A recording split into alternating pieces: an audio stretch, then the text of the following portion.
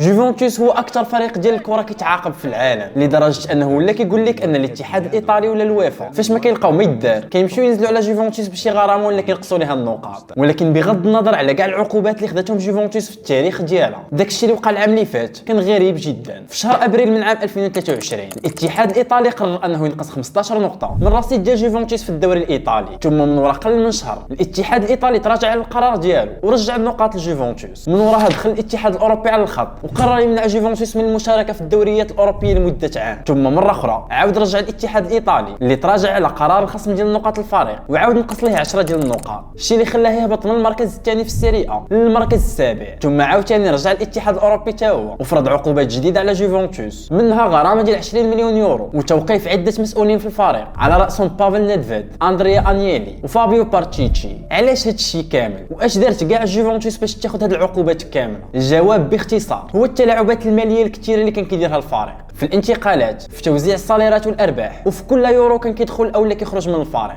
والسبب هما القوانين ديال اللاعب المالي النظيف، وهذا الشيء اللي وقع لجوفنتوس يقدر يوقع لاي فريق، حيت حرفيا كاع الفرق ديال اوروبا كيتلاعبوا بالحسابات الماليه ديالهم. غير هو كاين اللي كيديرها بطريقه جد ذكيه ما عندكش فين تشدو، وكاين اللي كيخلي لاطراس موراه. وركز معايا دابا مزيان باش تفهم التلاعبات الماليه اللي كانت كديرها جوفنتوس وكيفاش قدروا يحصلوها. التهم الموجهه لجوفنتوس نقدروا نقسموهم لجوج ديال لي كاتيجوري ولاو معروفين دابا بزاف في الكره الايطاليه، واللي هما البريسما والبلوس فالنزا. في عام 2009 الاتحاد الاوروبي الويفا من وراء الفتره ديال الازمه الماليه ديال 2008 اللي عرفت افلاس بزاف ديال الانديه الاوروبيه، اكتشفت واحد المشكل كبير كاين في الكره الاوروبيه، وهذا المشكل باقي عندنا حنا حتى دابا في الكره المغربيه وكيخرج على بزاف ديال الفراقي. المشكل هو ان اغلب الانديه ديال الكره كتعتمد بشكل كبير على الديون باش تخلص المصاريف ديالها، وبالتالي فاش كيمشي الرئيس ولا كيوقع شي مشكل بحال الازمه ديال 2008 ولا جائحه كورونا، الفرقه كتغرق في الكريديات وما كتبقاش قادره تخلص اللعابه ديالها. وهنا في الاتحاد الاوروبي الويفا قرر يوقف هذه المرقه كامله ويخرج شنو غيتسمى من بعد قوانين اللاعب المالي النظيف. البرانسيپ ديال هذه القوانين بسيط جدا، وهو ان الفرقه ما عندهاش الحق انها تصرف اكثر ما كتدخل، والعجز المالي ديال اي فريق اوروبي في 3 سنين ما خصوش يفوت 60 مليون يورو. وهذا الشيء كيعني بكل بساطه انك في الاخر ديال كل عام كتحسب شحال دخل النادي ديالك من التذاكر،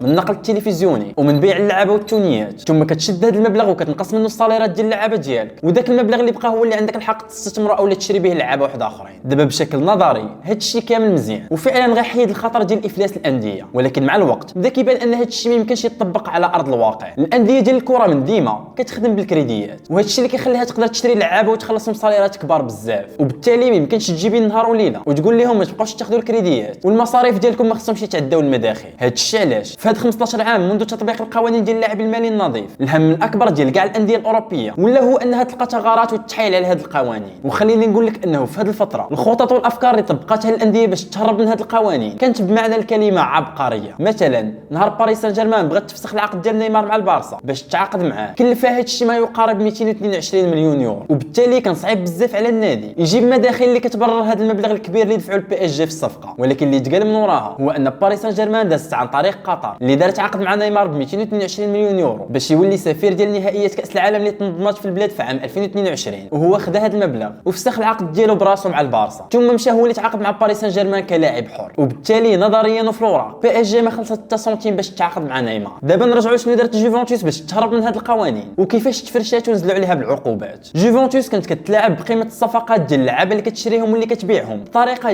جد ذكيه. ناخذوا مثلا صفقه التبادل اللي كانت بين جوفنتوس والبارسا في عام 2020 واللي تعاقدت من خلالها اليوفي مع ارثر ميلو، والبارسا تعاقدت مع بيانيتش. اللي تعلن في ذاك الوقت هو ان اليوفي عطات بيانيتش للبارسا زائد 12 مليون يورو باش تعاقد مع اللعاب ديالها ارثر ميلو. ولكن اللي وقع في الحقيقه هو شي شويه معقد اكثر من هذا الشيء. اللي وقع في الحقيقه هو ان جوفنتوس عطات للبارسا 78 مليون يورو كامله وشرات بها ارثر، ثم البارسا خدت هذا المبلغ كامل وعطات لجوفنتوس 60 مليون يورو باش تعاقد مع بيانيتش. دابا غتقول مع راسك اش هذا الكلاخ ومالهم على هذا العذاب كامل؟ كان يكفي ان اليوفي تعطي ديك 12 مليون ديال الفرق للبارسا ويكملوا الصفقه بلا هذا العذاب. ودابا باش نفهموا هذه النقطه بالضبط اللي هي اهم حاجه في هذا الشيء بغيتك تعطيني عقلك مزيان. لكن انت قاري ليكونومي غتكون كتعرف واحد الحاجه سميتها لامورتيسمون، ولا كنتي عمرك قريتي ليكونومي ولا عمرك سمعتي بهذا لامورتيسمون. غنحاول نشرحه لك بكل بساطه. نفترضوا مثلا عندك شي شركه كيما كانت وفين ما كانت في العالم، نفترض انها شركه ديال البني مثلا، وانت باغي تشري شي كاميو حيت محتاجه في الخدمه ديالك، نقولوا انه غيكون ساوي مثلا 50 مليون. القانون ديال اي بلاد في العالم كيعطيك الحق انك ما تقيدش ديك 50 مليون كامله في المصاريف ديالك في الاخر ديال العام، بل تقسمها على كاع السنوات اللي غيخدم فيها داك الكاميو. يعني الا كان في المتوسط داك الكاميو غتخدم به 10 سنين، بلاصه ما تقيد انك شريتي الكاميو ب 50 مليون في لي شارج كتبقى تقيد 5 مليون كل عام. العام. وعلاش هذا الشيء كامل؟ لانه لا تزادوا المصاريف ديالك غينقص الربح ديالك في الاخر ديال العام، وبالتالي يقدروا البنكات والمستثمرين يهربوا منك وما يبقاوش باغيين يعطيوك فلوس. اما نقصتي المصاريف فتقدر تاخذ ديون او الاستثمارات بطريقه اسهل بكثير. مزيان. ودابا هذا الشيء نيت اللي دارته جوفنتوس، ولكن بلاصه الكاميو هي دارته مع اللعابه. فجوفنتوس قيدات بلا باعت بيانيتش للبارسا ب 60 مليون يورو، قيدات هذيك 60 مليون يورو كامله في المداخيل ديال الفرقه. ولكن فاش قيدات بلا شرات ارتر ب 72 مليون لان العقد كان فيه 5 سنين. جوفنتوس كان عندها الحق انها تقيد في المصاريف غير 14 مليون ونص في كل عام، وبالتالي 46 مليون يورو ديال الفرق كامله حطاتها اليوفي في الارباح الصافيه ديالها، وبالتالي كانت تقدر تستثمرها تشري بها لعابه جداد ولا تخلص بها اللعابه ديالها بلا ما تخترق قوانين اللاعب المالي النظيف. هاد التكنيك استعملتها جوفنتوس اكثر من 40 مره منذ اصدار قوانين اللاعب المالي النظيف قبل 15 عام، اغلبها في صفقات ديال دراري صغار في الاكاديميه ديالها باش ما ديرش ضجه كبيره وحتى واحد ما يعرفها. الكاتيجوري الثانيه ديال التهم الموجهه لجوفنتوس هي اللي كتسمى البريزما، اي التلاعب بلا صالير ديال اللعابه والستاف ديال الفرقه. في وقت كورونا مثلا جوفنتوس اعلنت انها طلبت من كاع اللعابه ديال الفريق انهم يتخلوا على لي صالير ديالهم في وقت الازمه، وان اللعابه كاملين وافقوا. ولكن التحقيقات بينات من بعد ان هذا الشيء كامل كان غير مسرحيه ضمن الخطه ديالهم باش يتلاعبوا بالقوانين ديال اللاعب المالي النظيف. الفريق اذا كان كيخلص الصاليرات ديال اللعابه بشكل عادي، غير هو ما كانش كيديكلاريهم باش مره اخرى ينقص من المصاريف المعلنه ديالو ويقدر يستغل الربح اللي كينفخو باش يا اما يدير استثمارات اخرى ولا ياخذ كريديات من عند البنوك. فاش بدا الاتحاد الايطالي وحتى الويفا كيحققوا في التهم الموجهه لجوفنتوس كان صعيب يلقاو دليل ملموس كيدير الفريق،